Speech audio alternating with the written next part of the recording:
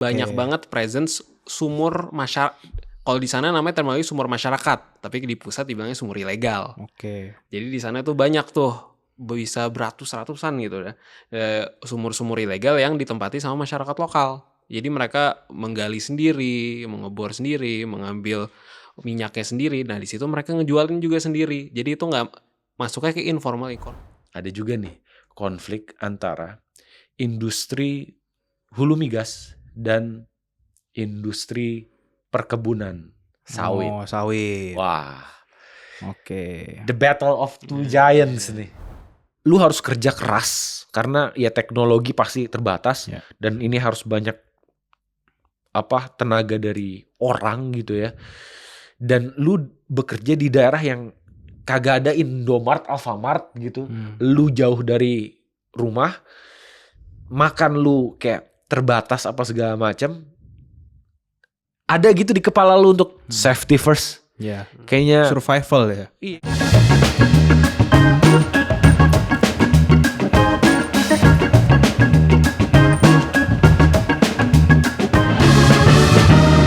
Nah, itu kan Madura ya gitu. Jadi ada kombinasi antara masalah sosial dan masalah alam. Yeah.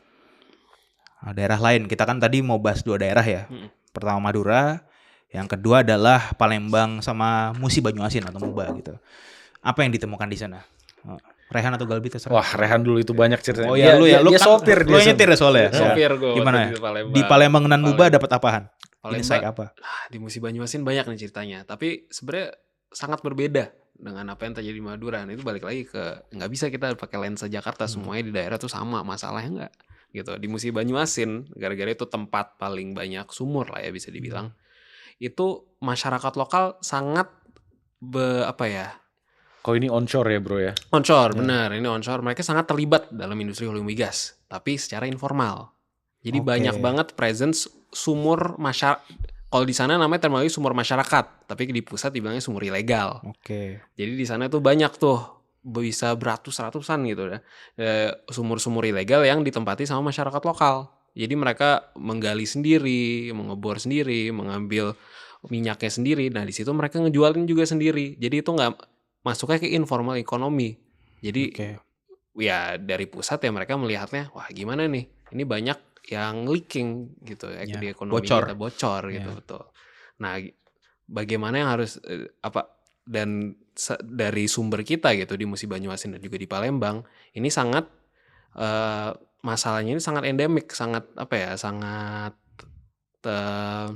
localized banget lah di daerah Musi Banyuasin dan Palembang ini. Nah itulah yang kita coba telusuri gitu di Musi Banyuasin. Mungkin dari Mas Galbi ada tambahan gitu. Wah banyak banget Bim. Kalau di Sumatera bagian selatan khususnya Palembang, Musi Banyuasin terkait isu-isu berkaitan dengan industri hulu migas di sana. Jadi secara industri hulu migas sendiri aja tadi ceritanya udah banyak banget. Tapi di sisi lain ada juga nih konflik antara industri hulu migas dan industri perkebunan sawit. Oh, sawit. Wah. The battle of two giants nih. Jadi 2 industri ini somehow udahlah mereka rebutan lahan, rebutan akses jalan gitu ya, jalanan karena ya truk-truk mereka yang lewatin jalan yang sama karena areanya tuh literally kayak yang kita lewatin di sana juga ya truk-truk itu ya, kalau nggak truk minyak ya truk sawit gitu. Iya. Dan juga konflik kepentingan ya business owner-nya. Maksudnya kepentingan business owner gini. Jadi perspektif masyarakat di sana adalah bahwasanya jalan raya gitu, jalanan itu ya harus di-provide sama perusahaan ya kalau nggak migas ya sawit. Karena yang punya hajat banyak tuh mereka.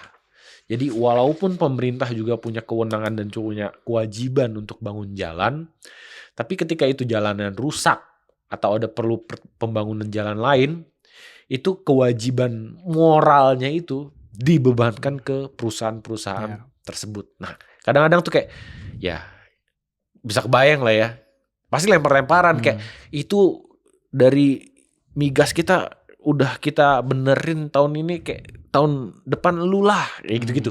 Itu yang menurut kita agak membingungkan gitu ya, kayak pengelolaannya gimana. Itu konflik antara industri hulu migas dan industri lainnya. Nah, karena kita cakupan penelitiannya ini fokusnya di industri hulu migas, itu wah banyak banget sisi gelapnya sih kalau menurut gua di Sumatera bagian selatan ini.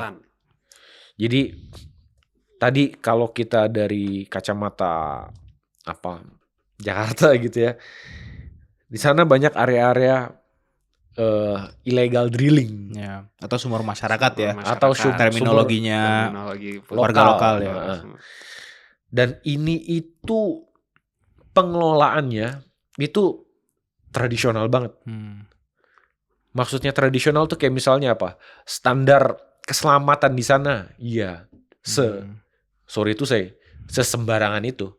Karena ya posisi sumur masyarakat itu banyak yang di daerah di luar pemukiman. Jadi ya untuk dijamah oleh masyarakat umum ini susah. Nah, lu bayangin, lu nih misalnya sebagai labor di sumur masyarakat, posisi lu harus kerja keras karena ya teknologi pasti terbatas dan ini harus banyak tenaga dari orang gitu ya. Dan lu bekerja di daerah yang kagak ada Indomart, Alfamart gitu. Lu jauh dari rumah, makan lu kayak terbatas apa segala macam. Ada gitu di kepala lu untuk safety first. Ya. Kayaknya survival ya. Iya, mentalnya ya. Ya ayo kita gimana caranya kita dan kelarin cepet gitu nggak sih? Dan yang kami juga dapat dari sumber kami di sana adalah nggak sekali dua kali gitu, banyak yang misalnya sumurnya ada yang meledak atau misalnya mengambil nyawa gitu. Jadi gara-gara ya safety regulations di sana nggak ada gitu kan, gara-gara ya pertama mereka informal dan kedua ya nggak diketahui sama pusat gitu. Jadi nggak, untuk membantu pun ya lu mau lapor ya nanti sumurnya mati gitu, diambil alih gitu kan. Jadi kalau kita dengar dari cerita-cerita wartawan lokal di sana, yang namanya pemberitaan mengenai kecelakaan kerja dari sumur masyarakat, itu udah kayak berita tentang kecelakaan motor di Jakarta. Itu kayak common itu ya. Kayak ya udah. Cuman mereka nanya kayak, ada yang mati nggak? Cederanya apa? Sebiasa itu gitu. Tapi sempat digali nggak sama data di lapangan gitu? Ini kan yang kita bahas ini kan masalah permukaan ya, sumur masyarakat atau menurut kacamata Jakarta sumur ilegal. Pasti ada sebabnya dong mengapa di Sumbaksel itu marak gitu. Sampai tadi Rehan pakai istilah endemik ya istilahnya gitu. Jadi ya cuma di situ maraknya gitu. Nah, itu asalnya dari mana bisa kayak gitu? Ada nggak data yang menceritakan hal itu? Mas. Ya, jadi gini, katanya dulu sebelum migas itu sepopuler sekarang, masyarakat di sana itu ekonominya bergantung pada perkebunan karet. Oke, karet. Which is ya dengan mudah dipahami ini Sumatera gitu ya, yang namanya karet ya gampang aja mereka memproduksi dan lain sebagainya. Tapi seiring berjalannya waktu ada sebuah, menurut gue nih agak tragis. Karena gini, sumur masyarakat itu emang semudah itu untuk bisa dieksplor dan mendatangkan keuntungan bagi yang melakukan eksplorasi. Katanya itu kayak kalau misalnya ada orang punya tanah gitu ya, kayak punya kebun apa gitu, entah itu karet, entah itu kebun apa, ya udah tinggal tunggu waktu aja. Bahwasanya kalau misalnya dia punya capital yang memadai, dia akan nyari kayak ada nggak nih minyak di sini gitu. Dan ketika itu minyak ditemukan, ya kemungkinan besar akan dengan cepat nutupin capital yang diperlukan di awal gitu. Balik modalnya cepet ya. Balik modalnya cepat. Bahkan kalau misalnya gua misalnya punya tanah di sana, terus misalnya gua nggak punya duit untuk ngebor, gua akan manggil lu sama Ray kayak kumpulin duit yuk. Kayak misalnya berapa sekian, yuk kita kumpulin. Ntar Crowdfunding ya. Crowdfunding. Bahasa kerennya ya. Traditional crowdfunding. Gitu. Nanti selama 3-4 bulan ketika itu udah balik modal, ya udah lu akan untung dengan mudahnya. Nah, ketika kemudahan itu dengan marak terjadi, ini Bim, kebun-kebun karet yang ada di sana itu rusak. Ya lu bayangin, lu nggak punya teknologi, cuman punya lahan dan modal seadanya, terus kita ngebor minyak bareng-bareng, terus kalau misalnya apa, ada kebocoran, limbah, terus misalnya perlu diuruk ulang apa segala macam, emang lu ada teknologinya? Ya nggak ada ya. Lu ada modal untuk menyelesaikan itu semua? Yang gue lihat sih itu pasti ya akan seadanya aja. Nah, treatment lahan yang terbatas tersebut itu tuh berimplikasi serius kepada lahan-lahan perkebunan karet di sana. Ya. Yang mana ini yang rusak pohon, akhirnya produksinya berkurang dan lain sebagainya. Jadi perlahan tapi pasti masyarakat di sana ini berubah. Yang tadinya sumber ekonominya itu karet jadi ke migas. Mungkin gue bisa tambahin di situ. Yang balik lagi ke poin endemiknya ini. Masyarakat lokal mereka mau bertentangan misalnya dengan kondisi pekerjaan yang sangat berbahaya ini, nggak bisa ngomong nggak bisa kasar juga tuh gitu tentang Sekritis itu nggak bisa. itu nggak bisa gara-gara dari sumber kita, dari salah satu wartawan lokal yang kami interview gitu ya, mereka bilang bisa sampai 50% gitu ekonomi lokal ya datangnya dari industri hulu migas ini, informal sumur-sumur masyarakat ini gitu. Jadi kalau mereka terlalu kritis juga, ya ini cara gue hidup gitu bro. Iya. Mau gimana? Kalau misalnya kita pakai lensa Jakarta tuh pasti kita bertanya-tanya mana LSM lokal di sana. Emang nggak mau fighting for environmental sustainability yang udah rusak. Bro, pemuda-pemuda, mahasiswa, aktivis yang ada di sana, mereka bayi gede, mengenyam pendidikan, makan apa segala macam itu berasal dari duit-duit migas yang berasal dari sumur masyarakat. Jadi kayak kalau mereka memprotes sumur masyarakat yang ada di sana, ya mereka membunuh lumbung padi mereka sendiri istilahnya gitu ya. Ini kalau gue nggak tahu, mungkin pertanyaan ini sangat Jakarta sentrik ya. Tapi kalau gue bisa bertanya ya, penegak hukumnya di mana? Kalau itu dibiarkan, kalau dari cerita kalian, dari data yang kalian dapatkan di lapangan kan, gue menangkap kesannya kayak pembiaran gak sih gitu. Nah, intervensi hukumnya di mana nih? Penegak hukum di mana nih di sini gitu? Jawab lu, Re. Gimana cara aman mungkin dari informasi yang kita gali dari sumber kita gitu, banyak oknum. Oh, ada oknum berarti. Jadi mungkin maupun itu dari aparat maupun dari tinggi daerah misalnya. Oke. Jadi memang ya itu balik lagi ke endemik. Jadi satu area ini di Musi Banyuasin, Sumbaksel ini ya emang semuanya udah bermain gitu. Kakinya semuanya kotor gitu di situ. Jadi kayak untuk dibilang di mana penegak hukum, ya penegak hukum mungkin juga udah ada di situ gitu sebenarnya. Jadi mungkin ini salah satu kekuatan penelitian yang dimiliki oleh Tenggara Strategics, bro. Jadi betul banget kita nggak cuman observing apa yang ada di permukaan, kita juga beberapa kali juga ya harus deep dive dan menjumpai beberapa temuan yang ya lumayan ya gelap ya, unfortunately. Dan di sini kita mampu menginventarisir gitu ya beberapa nama-nama oknum tadi, entah itu dari aparat keamanan dan juga ya pemerintah setempat yang sebetulnya ini nggak perlu konfidensial amat, karena ketika kita ke sana juga masyarakat tuh kayak udah tahu juga.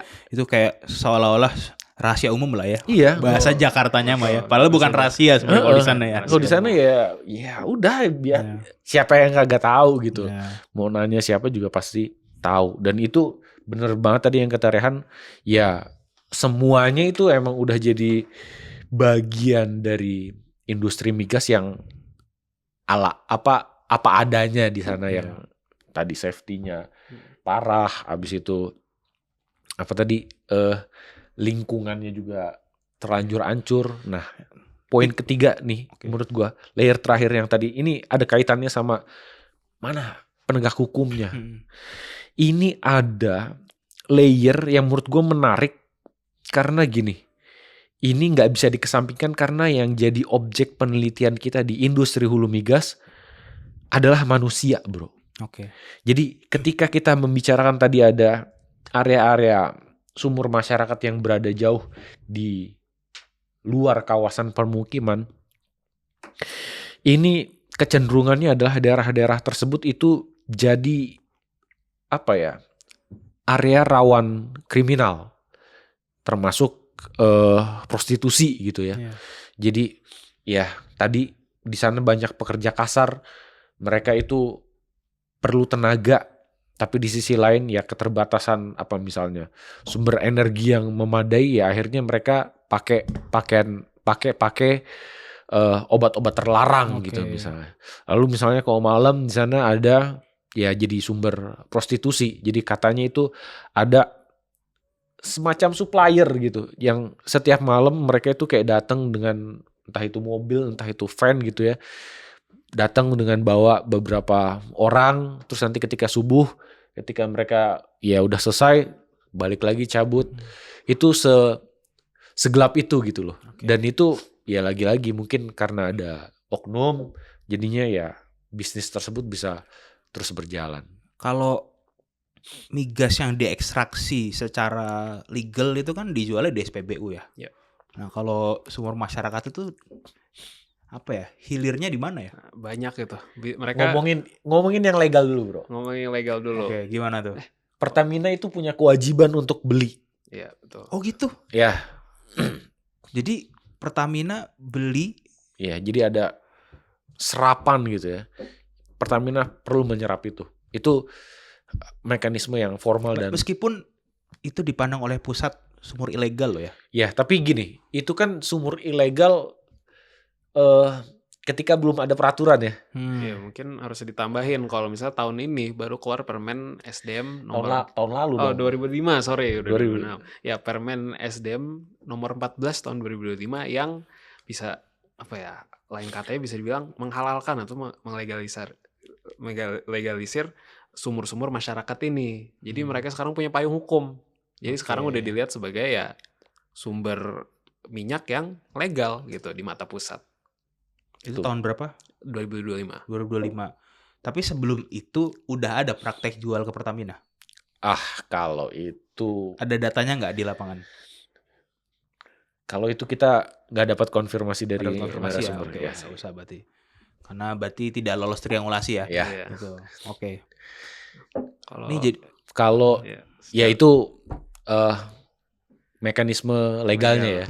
Kalau ilegalnya menurut narasumber kita, mereka cerita bahwasanya banyak juga solar yang dihasilkan dari sumur masyarakat itu ya dijual bebas di pinggir jalan untuk dijual ke sopir truk, sopir bus Dan untuk dijual. swadaya lah ya Iya. jatuhnya. dan juga nyampe ke industri-industri di antar pulau, lintas pulau, di Jawa pun nyampe gitu. Jadi mereka langsung targetnya ke industri-industri gitu. B2B gitu.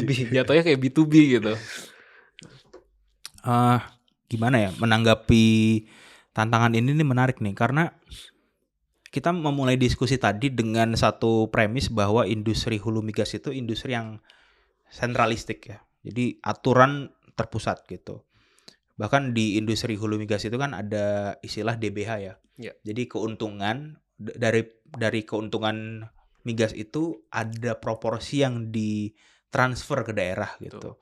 Dan itu kan lahir dari hasil keuntungan migas yang dibor dalam tanah kan gitu. Jadi apa ya? Gimana ya membuat pertanyaannya? Tapi poinnya gini sih.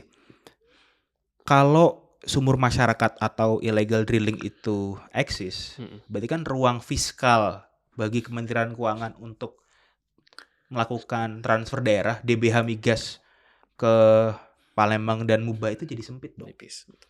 Nah, sedangkan ya salah satu isu yang marak ditemui soal industri hulu migas itu adalah daerah-daerah merasa DBH-nya nggak transparan, Betul. DBH-nya kecil dan seterusnya gitu. Ya.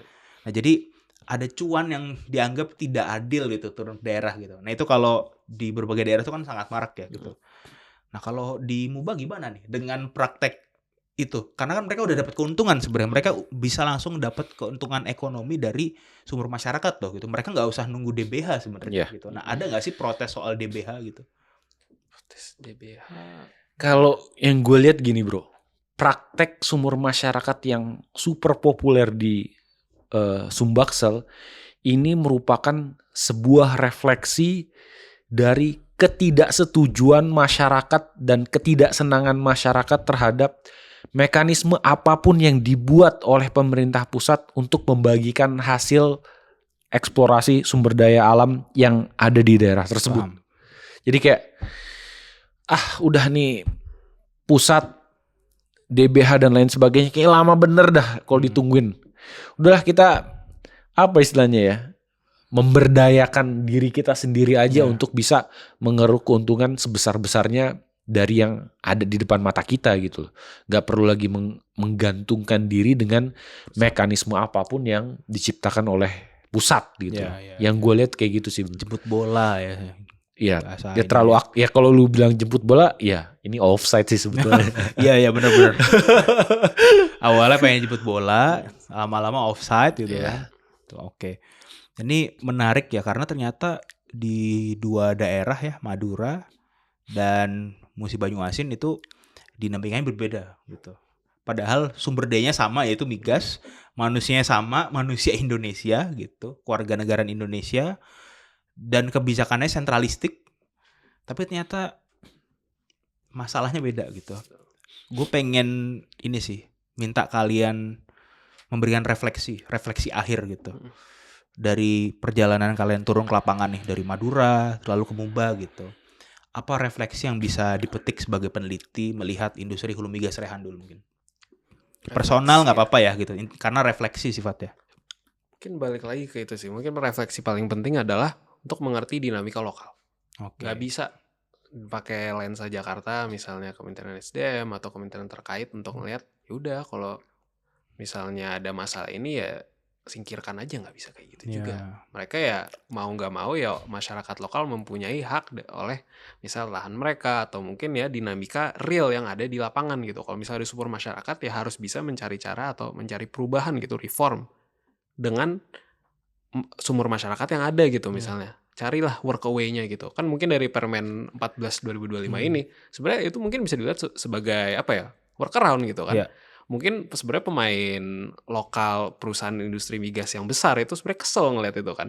Lah, ini kan sebenarnya sumber ilegal kok tiba-tiba mereka diharmonisasikan gitu kan. Tapi ya sebagai reform atau perubahan bisa dibilang ya lumayan. Ya itu cara negara beradaptasi cara negara beradaptasi gitu kan ya. Oke, kita legalin aja. Yang penting kita bisa dapat apa ya, mereka akhirnya masuk ke formal ekonomi, mereka nggak terus-terusan di informal ekonomi Indonesia gitu.